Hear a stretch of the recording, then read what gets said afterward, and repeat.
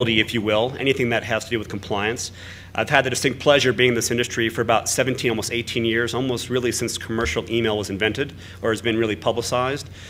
Came out of, if any of you are old enough to know what use groups are, news groups, those sorts of things, yeah. I kind of go way back to spam days before you actually had a direct connection. You had to dial into a modem and make all that sound to be able to post your information today. So with that, I'm going to introduce my panelist, and to my right is Jordan Cohen, and I'm going to read off here for a second because with cloud technologies and Facebook timeline, I don't have to memorize things much anymore today. But Jordan Cohen is the Vice President of Business Development for Pontiflex, which is the leading mobile sign-up ad platform. He's been there for quite some time, and he's actually built their partner ecosystem, which actually includes a lot of good companies: Bronto Software, ExactTarget, Experian, Cheetah Mail, PulsePoint, and StrongMail. And before this, he worked at Unica, Pivotal Veracity, Goodmail Systems, Epsilon, and the Direct Marketing Association. So he's been around for a bit, actually. Yeah, I'm not sure if that's a job problem or what it is, but when we look at this panelist, we're actually breaking this up a little bit. He is kind of our performance, guru here, if you will, our agency guy. To his right is Brian Jaffe, who is Director of E-Communications for Nationwide Insurance. He's been in the interactive business model for about 15 years as well. Starting in 1994 with CompuServe and then moving to AOL. I remember CompuServe. He's helped build some of the earliest online publishing and advertising models in the industry. So as you can see here, he's acting in as our brand today. So hopefully those brands that are here, if you don't know what you're doing around social messaging, you might want to talk to Brian. He's definitely been around the block a couple of times. And then to the right of Brian is our good friend Dave Baker, who is the Vice President with the longest title ever of Multi-Channel Marketing Solutions for Acxiom. He leads a cross-functional product solutions organization, and he drives the strategy for Acxiom in the database, multi-channel, and addressable advertising area. As you know, for most of you guys, he is a long thought leader in the direct and digital industry, so he's kind of acting as our hybrid today because he's been around as well for quite a bit. And Gold Pass owner. Yeah, exactly, yeah. Can you bring people in, like the airline clubs? Like I don't know if this has a bar tab associated with it, Ken. Well, can we go back to the slide deck? I'm sorry. I had a couple more left to go. I will.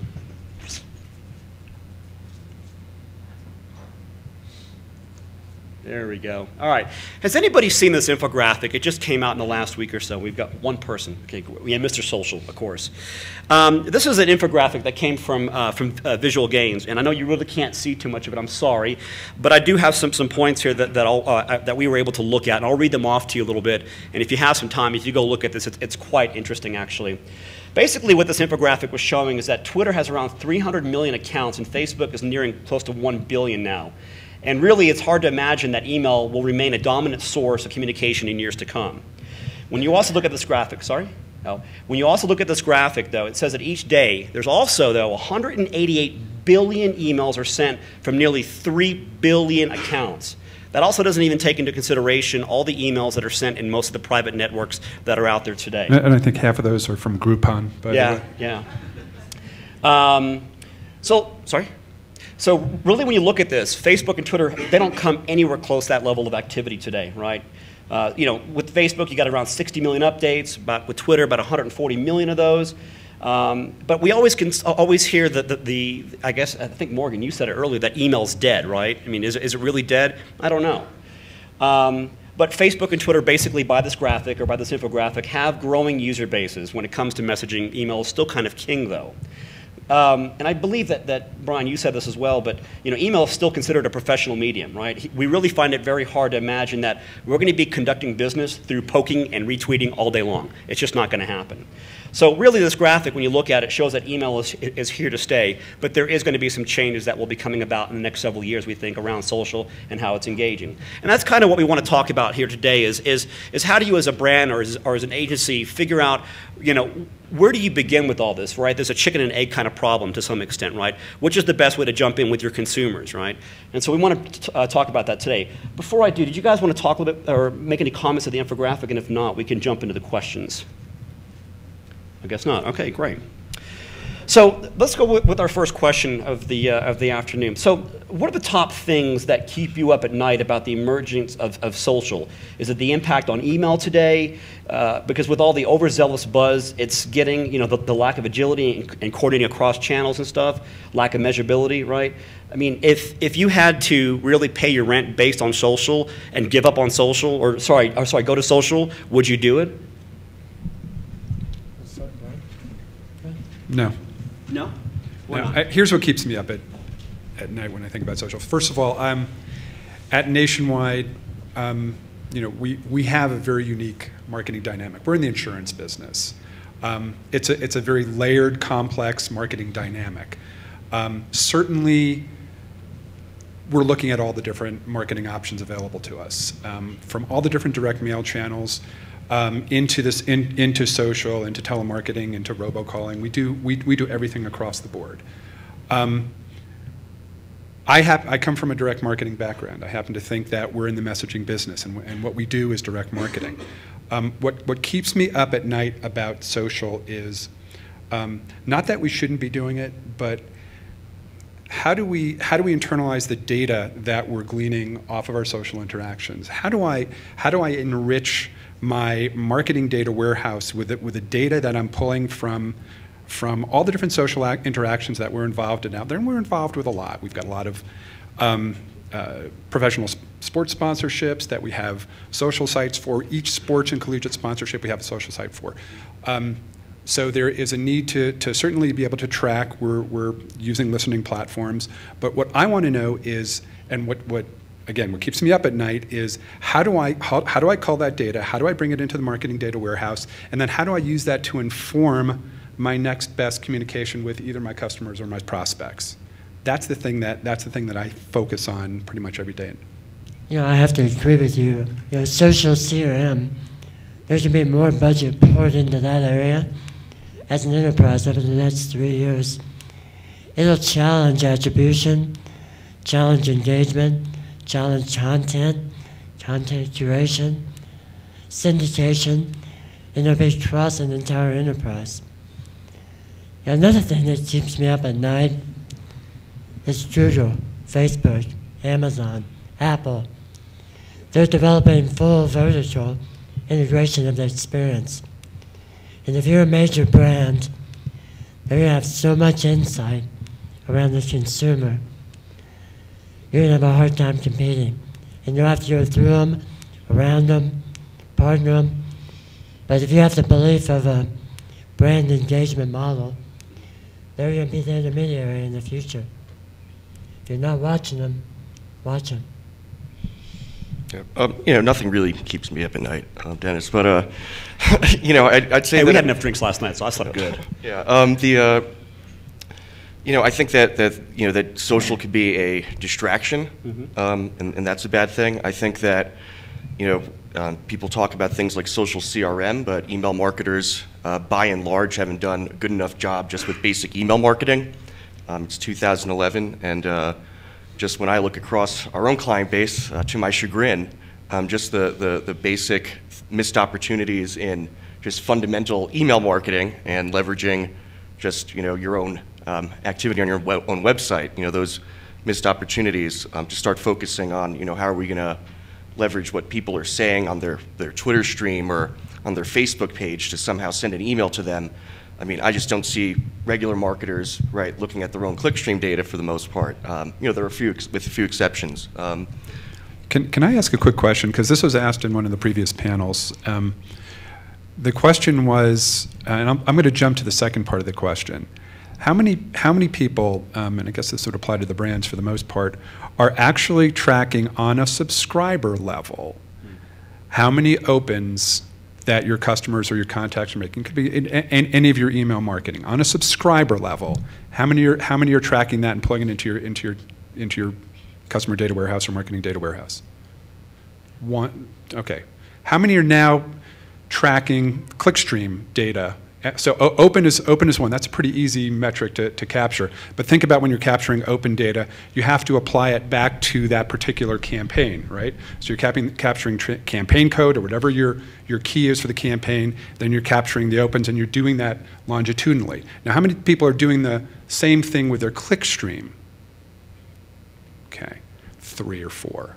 We're trying to. We're in the process of pulling that data in. And back to my point about how do we manage the huge, not insurmountable, but it's a huge amount of data coming in from the social sphere, and now try to organize that when we haven't really focused on all our fundamentals of a rich amount of data that's coming in. And then I'll add to the clickstream data, the web analytics data, and then the conversion data that should be coming right after that data as well. See, that's what keeps me up at night, I think, because I mean, as most of you guys know, I've always been in email, and I recently just got into social. I mean, I just got a Twitter account maybe 2 years ago. I know that's very long in terms of internet days and time, and I just got a Facebook account. I use some of it, but not as much as I probably should be. But it scares me sometimes. I think that some of the customers that I talk to have not been able to even garner the email channel. That now we're jumping into something that's only just a couple of years old. Email's been around for 30 years, so is it the right thing to do is to go spend 60% of your time now going into social?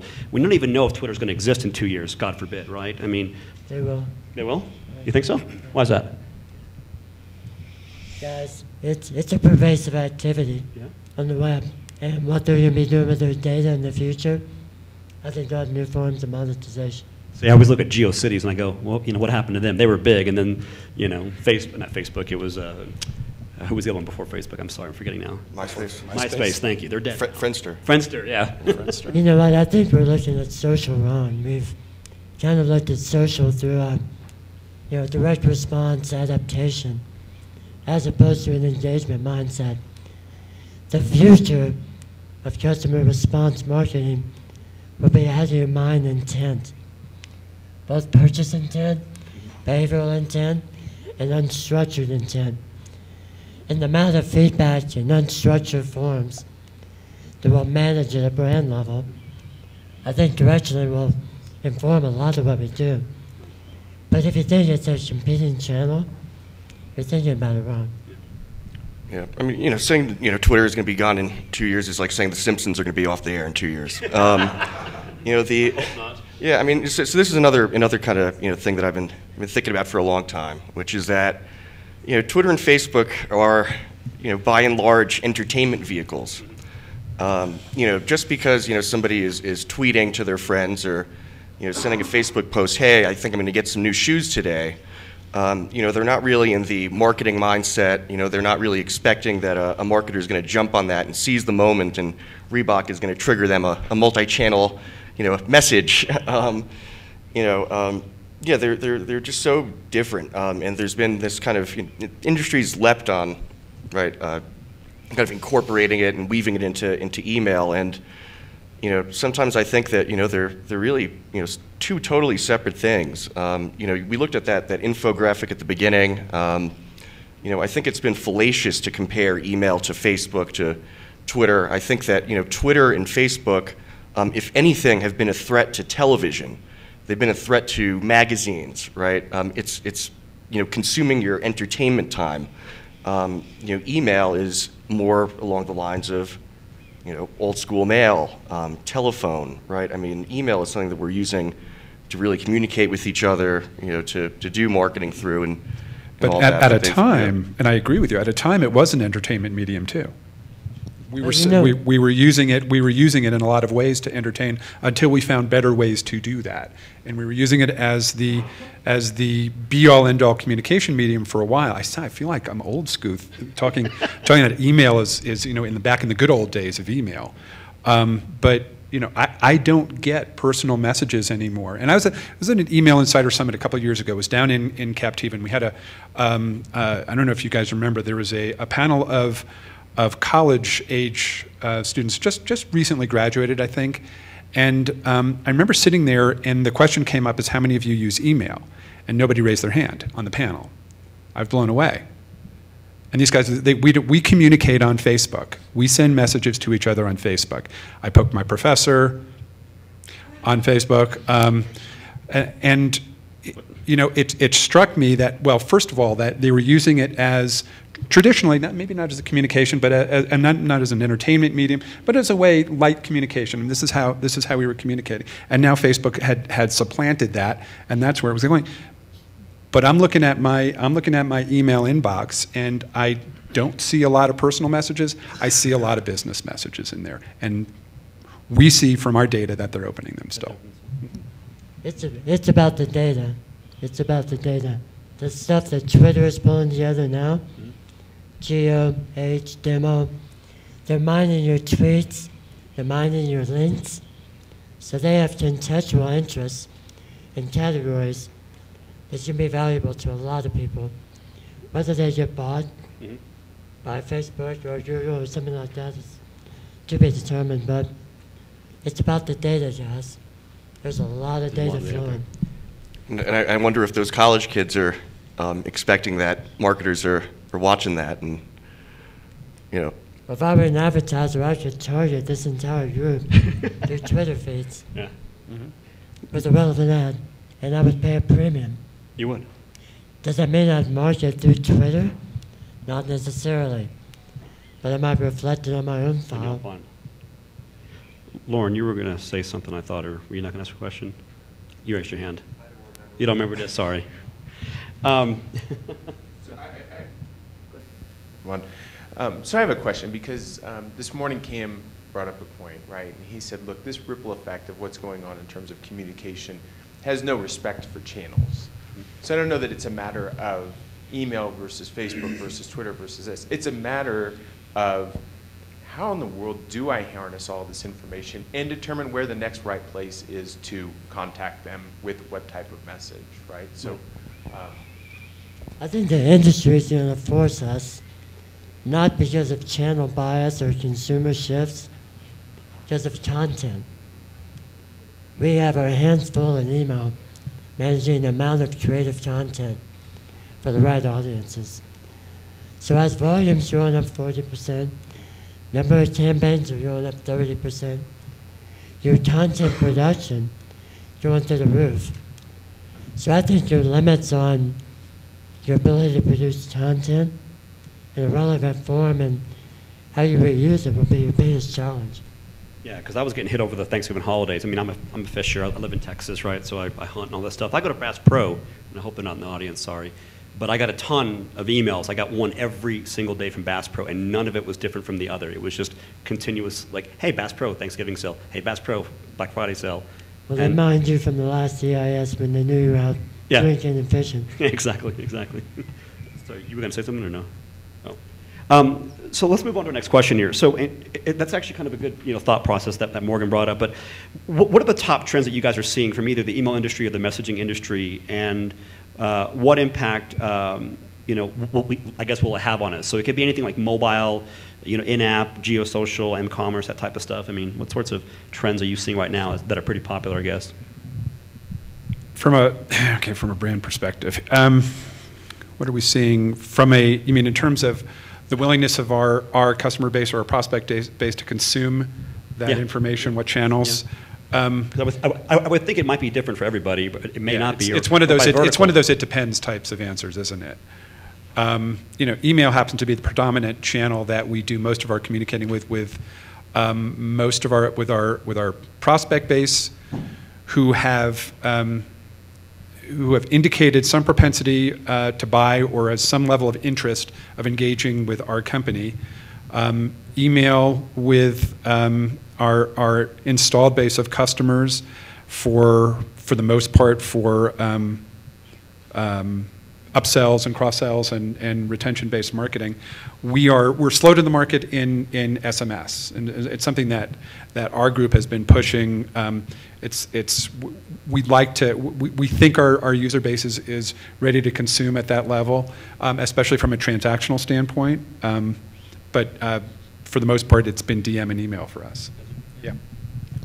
Yeah. I think that mobile is the real elephant in the room. And we're starting to see some marketers really grasp that.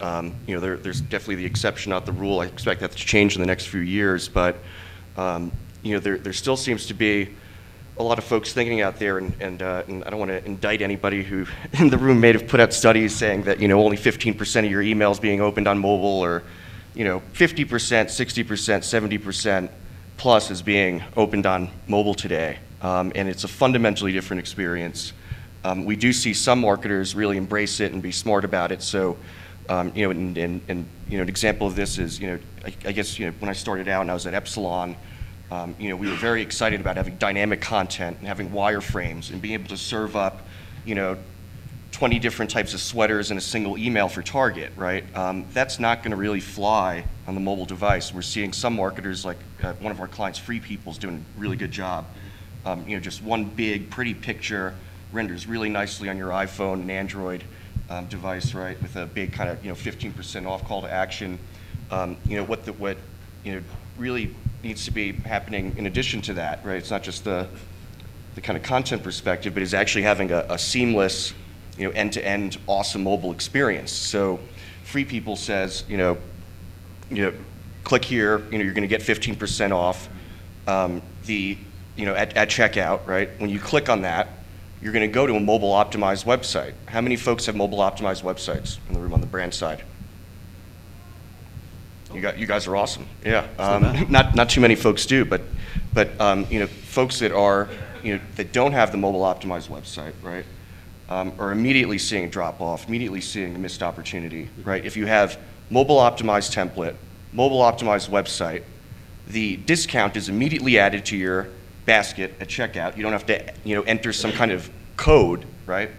That's awesome. But again, that's kind of, we're seeing some folks start to do it, but there's a lot of room for progress.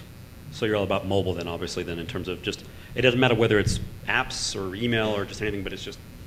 Right, no, well, I think having a kind of comprehensive understanding of that, right. But right, I think that, we started out talking about social. Social is really, media, right? It's not a platform. Mobile has been this really disruptive platform that's kind of really changed the whole game for email marketers, and folks, right, really need to kind of get on board with that. If there's another component to the choice of channel, and that is for a company, for any not any insurance company, but insurance companies that have exclusive or independent agents that they work through to sell their products, or financial services that have broker dealers who are selling their products out to the end user base, or franchisees where the corporation is communicating to their customer base through the franchisees. It's not just where corporate home office thinks, or how corporate home office thinks the channels they're going to use that are going to optimize their message to their customers. It's how that intermediation level also feels best positioned to communicate with their customers. So, for instance, we have thousands of exclusive agents selling nationwide insurance across the country. We do marketing from a corporate level, and then we also do marketing on a proxy level through the agents themselves, and the agents themselves are doing communication with their end users. And one of the very interesting things that we found, not a big surprise, is that the customers much prefer to get a message, an email, specifically, that's the one that we were testing, that's coming on behalf of the agent as opposed to coming on behalf of corporation. It could be the exact same message, but it will get opened if it has a from name of somebody they recognize, i.e. their agent, as opposed to us. Now, how does that also inform channel choice? Yeah. It could change. I'm not saying that it necessarily changes, but I'm just saying that there's not one hard and fast rule that I'm going to apply to my customer base from communications that we're sending out from Corporate Central, right, as opposed to information that's coming out from our sales intermediation forces. Yeah, because for you guys, like when you guys look at the commercials, for instance, you have that guy with the satchel and the blue phone, and he's the face of the company. At least the world's greatest spokesman. Yeah, exactly. So like you look at him, but then to me it sounds like you guys are going to have a harder time than breaking into the social area, because if your consumers are expecting that direct connection from your agent, does that mean you're going to have to start making Facebook pages for every agent, Twitter accounts, and then they hear about the 20% deal that they're going to get if they don't have an accident for a year, or the accident forgiveness program, It makes it harder for you guys, right? No, it's a very, very interesting challenge. There's channel conflict built into the whole mix in terms of dealing, marketing to the customers direct as opposed to marketing through the field sales forces. Another interesting, and someone was talking about email acquisition. Getting a message from someone you trust is extremely important, especially from an acquisition standpoint. And one of the things that we've looked at is the affinity relationships. One of the things that we're looking at, that's one of the many things, and that's not anything new in our business and a whole bunch of other businesses, is marketing through affinity. But it's a very, very powerful way to market, and I think that the fellow from Strongmail was making some good points about, you have a question? Hold on.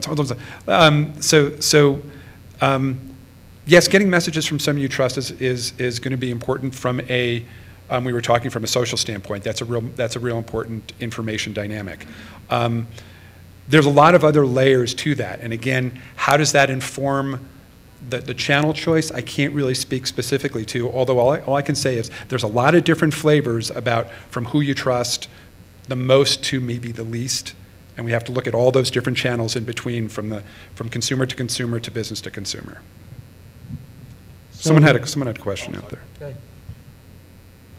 There's been a mention of mobile, and when you spoke about mobile, you talked about it as if it was just a different display mechanism for emails, and it could be that, but there's also something underway which might be referred to as the appification of mobile, where people now, brands now, are creating closed systems, which is a whole different level of hurt for marketers, because we used to be able to go to the internet and see who was emailing and find out what was going on. We could check it out.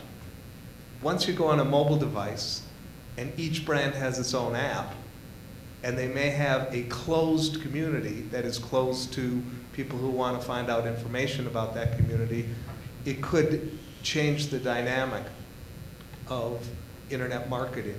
So here's an example that does that well. Salesforce Chatter, that's a good one, right? Do you chatter at all? Yeah, they do that. It's a closed loop community there, I think that's a bit different than the brand level. True.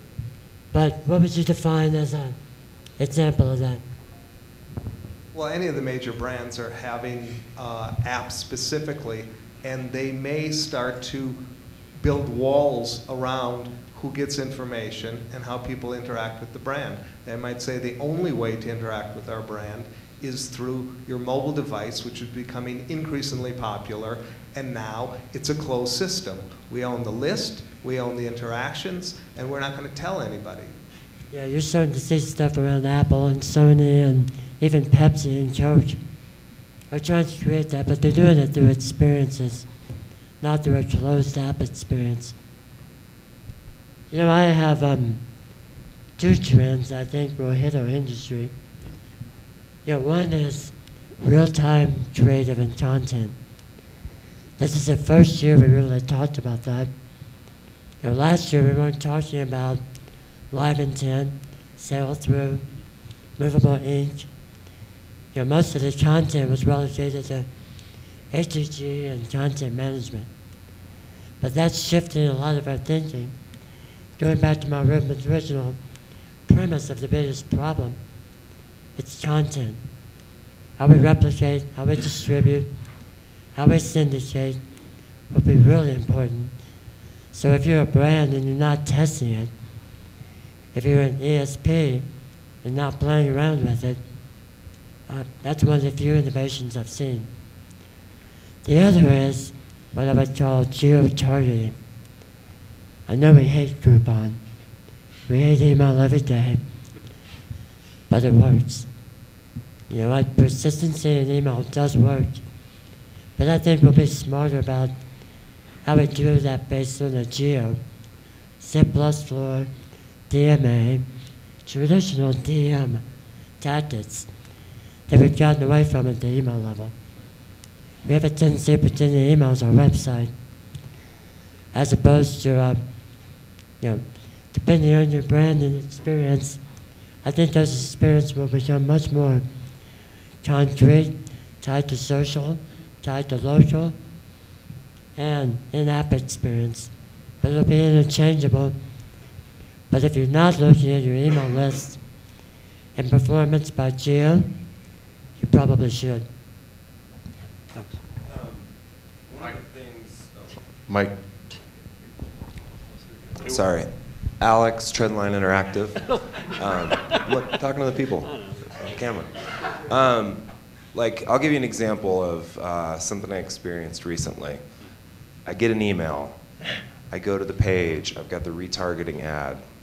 I open up Facebook. There's that company again. I open up Twitter. There they are again. And now I hate them.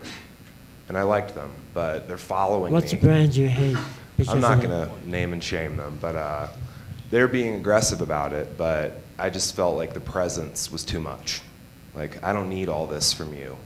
And how does the like, how are you approaching frequency and presence with all these messages? Because I feel like at some point, I don't need this deep of a relationship with a company that sells tractors, you know, like. Well, I think the experience is fragmented, so it's very hard for marketers to understand, but it's integral to the industry. Retail, they'll be in your face continually, through every channel. Financial services, more engagement. Automotive, brand and engagement. And you'll see a rise whenever you show intent. The intender data for auto is just amazing. So people know when you're going to buy. But different industry is different. It's hard to address that across one industry in particular. But like, I know a lot of companies have a threshold, right? We're not going to email this person up to here. But social, if you look at a lot of the data, it's like, okay, you've got to post 6 times a day to be seen once. There's more and more Twitter, brand, I mean, yeah. I saw a stat that said 99% of tweets go unseen, which is crazy. So it's like those two things seem out of whack. I don't think there's been great brand impact studies across some of the emerging channels. It's predominantly been display, TV, but I think you'll see more research. I know Nielsen's doing some very interesting things with social. Yep. Now this is getting back to the the original question of what keeps me up at night and that sort of stuff, and you know, I feel like nothing kept you up at night. No, now stuff does maybe. You know, I think that to what you're talking about, Alex, I think that, you know, a few years ago the email marketing industry got a grip on the importance of respecting consumer preferences and consumer privacy expectations, and now all of these new channels and platforms and media have been introduced into the mix, and we've kind of forgotten about kind of the danger that we were in 2003. When we were just kind of neglecting consumer privacy and doing all sorts of crazy things with data and sending just basic emails that people weren't expecting. And now all of a sudden, you know, you made the mistake of opening an email and clicking on it, and they are following you and sending you messages right across all these different channels, and you as a consumer didn't expect that to happen. You know, there's a real deficit of notice going on, right? There's always the concept of notice and choice, and right, we're giving consumers choice, but we're not giving them that upfront notice, and there's no point in giving the choice if consumers don't know what's going on to begin with, and that is going on today, and it's a problem, and marketers need to kind of figure out right before you start doing that retargeting. And I know that there's going to be a panel on this. Kind of, I think that the very last panel of this summit is going to be about integrating your email with your display retargeting, right? And I think that folks have kind of jumped headfirst into it, and you know, I think that there have been, you know, that folks are seeing ROI, which is why they keep doing it. But there is a real danger of backlash. And marketers need to be cognizant of that and weave in ways of really communicating much more clearly to folks up front. Right, when you opt into my email, I'm also going to be checking you out across all these other channels because I have that access, or not. Sam. Yeah, I was just going to mention the frequency question is a very interesting question. I don't know how other companies have solved it. We haven't resolved the question at our company. We have so many different business units, so many different customers who are multi-lined across all those different business units. And when we say, you know, someone says, well, there should only be a number of emails that customer gets from our brand in a given time period. We don't know what the magic solution is, algorithm is, to figure out which business unit suffers because they don't get to send their message because some other business units or a combination of other business units hit that incremental number that we randomly decided is the maximum amount. The other thought is that the question about preference management, Morgan and I had a little bit of debate about preference management. I have to see a whole lot of value in terms of helping customers opt down or opt into the type of messaging and the type of channels that they want to be communicated into, and using that as a referential mechanism to tell us how customers want to be communicated is great. Is it the be-all and end-all? No. I think we still have to be intelligent about using other data sources to be able to inform that as well. But I think that's a great help in having that mechanism to allow customers to at least start to tell us how they want to be communicated. You know, I think something that the brands will have to look at in the future is brand level match of email address. All those unresponsive, inactive buyers that you can't engage, I think you'll be looking at more and more partners that you match your file against to find out if they're getting response. So performance partners, Google, Facebook, all these companies will both be a match resource for you, but not just around your customer file, around your non-response. I think you'll see more collaboration between the big brands just around this. So you take Della's inactive list they just want to give away, give it to Axiom, and they can match it to Twitter. Not just Axiom, I think you'll get brands. I know. I think you'll spend $10 million with Google. Yeah, at least. And say, I need to match 2 million records. Right. Sam, sorry. No, that's okay. So this is Stephanie Miller from Aprimo, and to play off something that you were talking about a little earlier, this idea of cross-channel and giving folks choices, I think that we as marketers, especially as email marketers, don't always really respect that, right? So we'll send out an email, someone will engage in social media, and what we'll want to do is send them more email, right? But they've already demonstrated that they would rather communicate with our brand on social.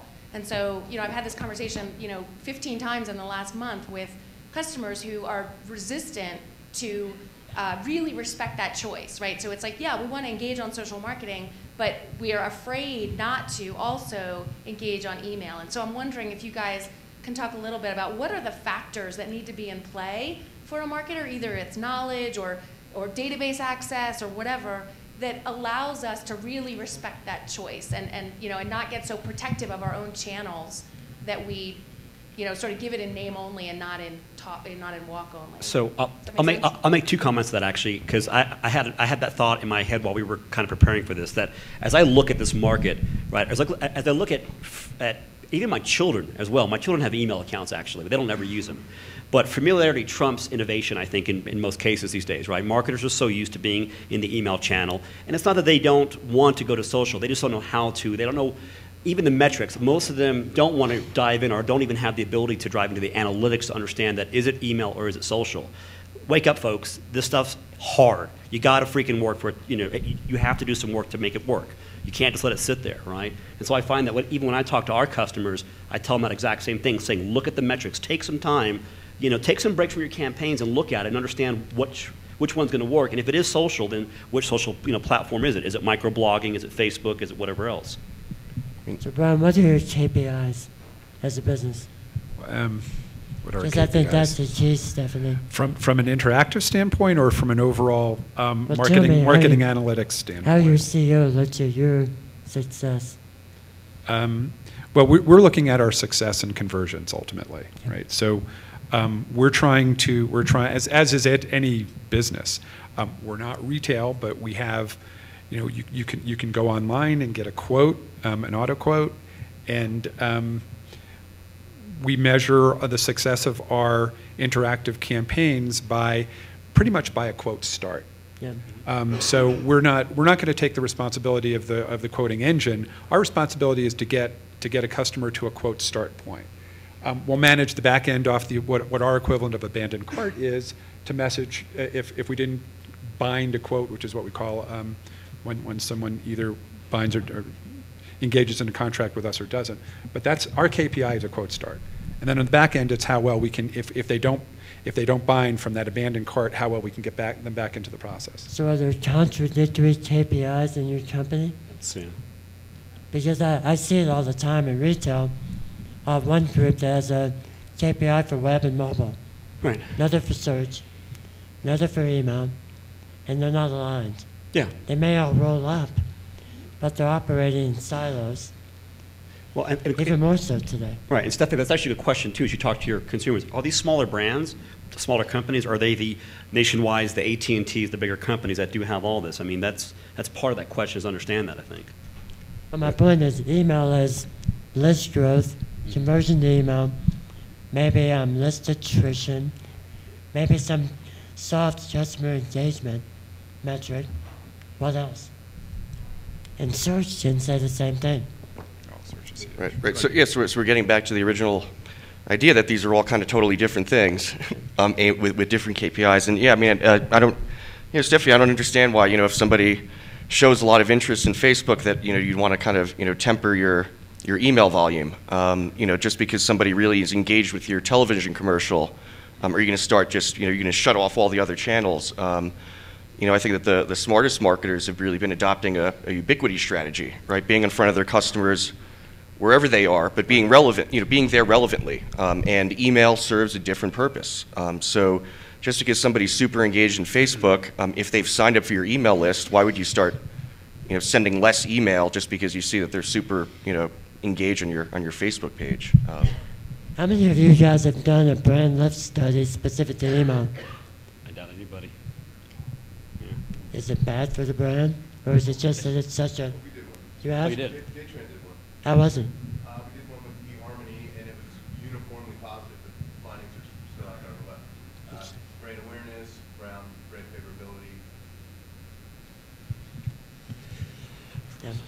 Yep. So would you please give our panelists a hand, Jordan, Brian, and David. Thank you.